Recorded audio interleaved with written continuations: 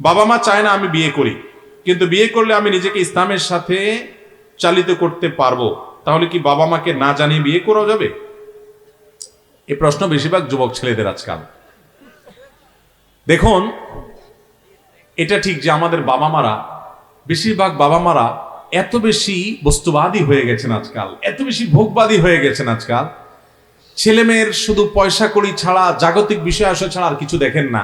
বিয়েটা তো সবচেয়ে বড় যে কারণে, সেটা হলো নিজের চরিত্রকে হেফাজত করার জন্য, প্রজন্ম বাঁচানোর জন্য, প্রজন্ম টেকানোর জন্য। অতএব সন্তান যখন উপযুক্ত হয়, বিয়ের উপযুক্ত হয়, বাবা মা তাদেরকে বিয়ে দেওয়ার জন্য উপযুক্ত পাত্র পাত্রী পেলে আর যেন বিলম্ব না করে, আল্লাহ নবী সাল্লাল্লাহু আলাইহি ওয়াসাল্লামের নির্দেশ আছে, না হলে দুনিয়াতে জেনা ব্যভিচার ছড়িয়ে পড়বে। এখন কোনো বাবা মা যদি এটা না করে, বিলম্ব করে, আপনি হুট করে নিজে বিয়ে না করে চেষ্টা করুন বাবা মাকে কাউন্সিলিং করে বোঝানোর। নিজে বোঝাবেন কিভাবে? শরমের কথা, তাহলে ইমাম সাহেবের সাথে বাইল করবেন। ইমাম সাহেবের সাথে বাইল করে ইমাম সাহেবের চা পানি খাওয়ায়া বলবেন, হুজুর আপনাকে একটা ডিউটি দিচ্ছি, আমার বাপকে তো চিনেন, ওনাকে একটু ফুসলায় ফাসলায় আল্লাহর ভয় দিয়া একটু কোনোভাবে রাজি করেন, হুজুরের বেশি করে চাইনিজ খাওয়াবেন, চা পানি খাওয়াবেন। আমি একবার ঢাকা একটা হোটেল উদ্বোধনে গেছি, বোধ হয় পল্টনে, বেশ একটা বড় সড়ো হোটেল, ওটা উদ্বোধন অনুষ্ঠানে গেছি। এক যুবক তার বাপকে খপ করে হাত দিয়ে ধরে আমার কাছে নিয়ে আসছে। আমি তো অপ্রস্তুত হয়ে গেছি। আইসা বলতেছে, হুজুর ওই যে আপনি এক ওয়াজে বলছেন, এই যে আমার বাপরে ধরে নিয়ে আসছি, এক্ষণ বলে দেন। আমি তো টাস্কি খেয়ে গেলাম, আরে সুবহানাল্লাহ, এই ছেলে বাপ কত মিশুক একজন আরেকজনের সাথে, যে নিয়ে আসছে। তো আমি কিছুটা রসিকতাও করে সিরিয়াসলি তার বাবাকে বোঝালাম। যাই হোক, আমাদের মুরব্বীরা অনেকে বুঝছেন না। আমি প্রায় সময় বলার চেষ্টা করি, যারা বিশেষ করে 40-এর বেশি বয়স, আপনাদেরকে বলছি, আরে বাবা, আপনি যখন বিয়ে করেছেন, আরো বেশি যারা 50-50-এর উপরে যাদের বয়স, বা 60-70 বেশি অনেক মুরব্বী এখানে আছে, আমাদের আগের যুগের মুরব্বীরা কিন্তু বিয়ে করতে অনেক অল্প বয়সে, ঠিক কিনা বলেন? আপনারা এত অল্প বয়সে বিয়ে না করলেও চলতো, কারণ তখন ফেসবুক ছিল না, তখন ইউটিউব ছিল না, তখন হোয়াটসঅ্যাপ মেসেঞ্জার ছিল না, তখন স্মার্টফোন ছিল না, তখন আপনাদের এত ফিতনার রাস্তা ছিল না। তারপরও আপনাদের বাপমা দায়িত্বশীল আচরণ করছেন, আর আপনারা এত স্বার্থপর, আপনাদের ছেলে মেয়েদের চরিত্র শেষ হয়ে যাচ্ছে, ধ্বংস হয়ে যাচ্ছে, জেনায় লিপ্ত হচ্ছে, আপনারা নির্বিকার পড়ে আছেন। এই আওয়াজগুলো শুনে একটু বোঝার চেষ্টা করেন তাদের কষ্ট। আল্লাহ তাআলা আমাদের মুরব্বীদেরকে হেদায়েত দান করুন। রসিকতা করছি না, আমি সমস্ত মাহফিলে, সব মাহফিলে এটা বলার চেষ্টা করি, ছেলের বাবারা আল্লাহর ওয়াস্তে ছেলেদের বিয়ে দেওয়ার ব্যাপারে আন্তরিক হন। পায়ে দাঁড়ানোর অজুহাত দিয়া 30-35 পর্যন্ত বয়স ঠেলে নিয়ে যায়েন না। মনে রাখবেন, আপনার সন্তানের চরিত্র কোটি কোটি টাকার চাইতে দামি। তারা বাঁচাতে পারছে না নিজেদেরকে, যুবকরা। অতএব তাদেরকে হেল্প করুন, সহযোগিতা করুন। সেই সাথে মেয়ের বাপ যারা আছেন, আপনাদের সমীপে করজোড়ে নিবেদন হলো, আপনাদের মেয়েগুলোর বিয়ের জন্য চড়া দরের মোহর দাবি করবেন না। বিয়ে দিবেন, ছেলেটার বেতন 20,000 টাকা, মোহর ধরেন 20 লাখ টাকা। আল্লাহ আপনার কি আকল দিছে বলেন? এটা কি মোহর না তামাশা? 20,000 টাকা বেতনের ছেলের কাছে যখন মেয়ে বিয়ে দিচ্ছেন, মোহর 50,000 হতে পারে, 1 লাখ হতে পারে। এই ছেলেকে 20 লাখ টাকার মোহর, 30 লাখ টাকার মোহর যে চাপায় দিচ্ছেন, এটার মানেটা কি? অসৎ উদ্দেশ্য। যদি বিয়ে ভেঙে যায়, তাহলে 30 লাখ টাকা আদায় করবে। এটা একটা বাণিজ্য বানায় ফেলছে মেয়ের বাপরা। ইন্না আযমান নিকাহি বারাকাতান আইসারুহা মাউন, হাদিসে আসছে, যে বিয়েতে খরচ, বিশেষ করে মোহর যত কম থাকে, সেটাতে আল্লাহ বরকত তত বেশি দেয়। আমাদের বাপ চাচাদের বিয়ের মোহর কত ছিল জিজ্ঞেস করেন তো?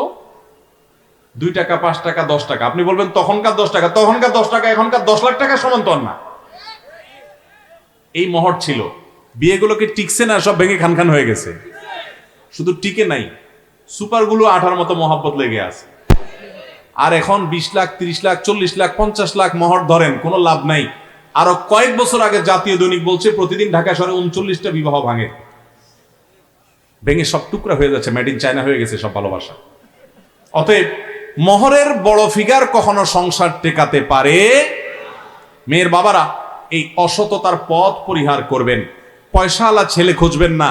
ফজরের নামাজে জামাতে কোন যুবক হাজির হয় নিয়মিত, নামাজ লম্বা লম্বা কেরাত দিয়ে কোন যুবক পড়ে, কোন যুবক বিনয়ের সাথে চলাফেরা করে, এই যুবককে খুঁজে বের করেন। আল্লাহর কসম, কোটি কোটি টাকার মালিক যুবকের চাইতে এই যুবক অনেক শ্রেষ্ঠ। আপনার মেয়ের জীবনটাকে জীবন্ত জান্নাত করে দিতে পারে এই ধরনের যুবকের সঙ্গ। আল্লাহ আমাদের মেয়ের বাবাদেরকে হেদায়েত দান করুন, বুঝার তৌফিক দান করুন। তাহলে ভাই মূল প্রশ্ন ছিল যে এখন বাপ মারে বাদ দিয়ে বিয়ে করবেন কিনা। আমি কিন্তু সে বুঝা বাজা জায়গায় আনছি যে বাপ মাকে বুঝায় করেন, বাবা মার অবাধ্য যথাসম্ভব হতে যাবেন। হ্যাঁ, যদি এমন হয় যে আপনার চরিত্র হেফাজত করতে পারছেন না, আপনি আলহামদুলিল্লাহ প্রাপ্তবয়স্ক ছেলে, বাবা মা কোনোভাবে ইসলাম বুঝেই না, তাহলে সেক্ষেত্রে আপনি এটা করতে পারেন। কিন্তু তার আগে অবশ্যই বিচক্ষণ কোনো আলেমের সাথে ইন্ডিভিজুয়াল আপনার কেসটাকে ভালো করে বলে তার কাছ থেকে সমাধান নেবেন, তারপরে সিদ্ধান্ত নেবেন। কারণ আপনি বয়স কম হওয়ার কারণে, অনভিজ্ঞ হওয়ার কারণে এমন কোনো জায়গায় পা দিয়ে ফেলতে পারেন যেটা আপনার বিপদ ডেকে আনবে। বিধায় খুব সাবধানে পা ফেলতে হবে। আল্লাহ কোরআনে অভিভাবকদেরকে নির্দেশ করেছেন, ও আনকিহু, তোমরা তোমাদের অধীনস্থদেরকে বিয়ে দাও। আল্লাহ তাআলা নির্দেশ করেছেন।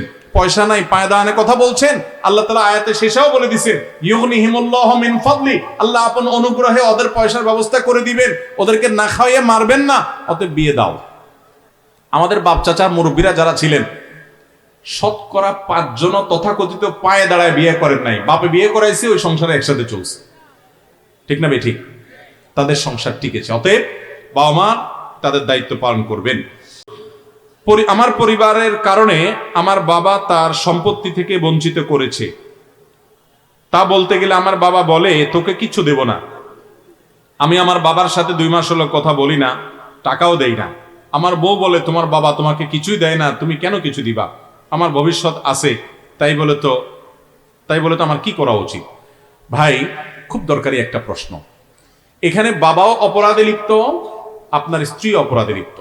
আপনাকে সাবধান হতে হবে। কারণ আপনার বাবা তার সম্পদ থেকে যদি আপনাকে বঞ্চিত করে, আমাদের দেশে অনেক বাবা তেজ্য পুত্র করে, আছে না?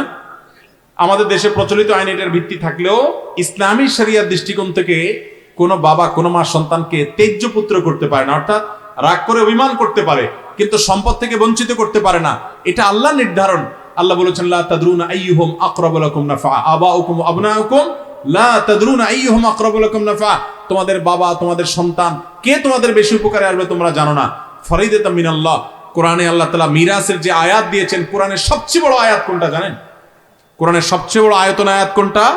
মিরাস সম্পর্কিত আয়াত, অর্থাৎ সম্পদের বন্টন সম্পর্কে আল্লাহ তাআলা সবচেয়ে বড় আয়াত নাজিল করেছেন।